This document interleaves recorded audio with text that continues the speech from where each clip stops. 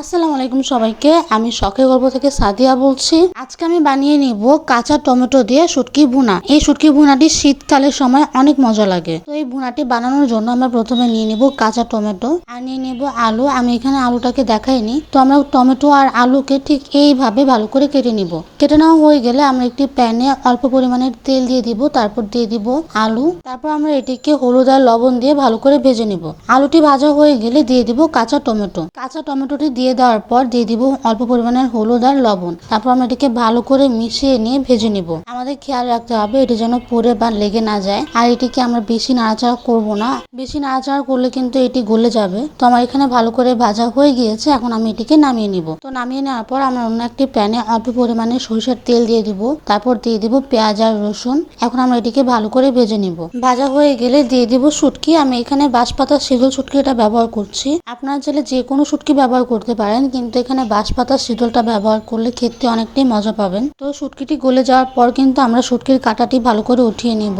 তো কাঁটাটি উঠিয়ে নেওয়ার পর দিয়ে দিব অল্প পরিমাণের হলুদের গুঁড়া, দিয়ে দিব মরিচের গুঁড়া, দিয়ে দিব পরিমাণ মতো লবণ। এখানে মরিচটি আপনাদের স্বাদ অনুযায়ী দিয়ে দিতে পারেন। যেহেতু শুটকি ভুনা এটা, তাই ঝালটা একটু বেশি হলেই অনেকটা মজা পাবেন। কিন্তু আপনারা যারা ঝাল কম খান তারা ঝাল কম দিয়েও খেতে পারেন, কোনো সমস্যা নেই। তো এখানে আমি দিয়ে দিলাম কাঁচা মরিচ, তারপর দিয়ে দিব ভেজে রাখা টমেটো আর আলু, তারপর দিয়ে দিব অল্প পরিমাণের পানি দিয়ে দেওয়ার পর আমরা 10 থেকে 15 মিনিটের জন্য ঢাকনা দিয়ে ঢেকে দিব। 15 থেকে 10 মিনিট পর ঢাকনাটি উঠিয়ে আমরা দিয়ে দিব ধনিয়া পাতা। তারপর আমরা এটিকে ভালো করে নাড়াচাড়া করে মিশিয়ে নিব।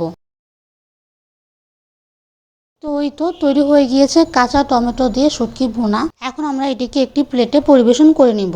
দেখতেই পাচ্ছেন আমার শুটকি ভুনাটি কতটা সুন্দর হয়েছে, খেতেও অসাধারণ হয়েছিল। খুব সহজেই অল্প সময়ে আপনারাও এই ভুনাটি বানিয়ে নিতে পারবেন। আপনারা সবাই এটি অবশ্যই ট্রাই করবেন। আশা করি আপনাদের এই রেসিপিটি ভালো লাগবে। আর ভিডিওটি ভালো লাগলে লাইক, শেয়ার, সাবস্ক্রাইব করবেন আর আমাদের পাশে থাকবেন। আল্লাহ হাফেজ সবাইকে।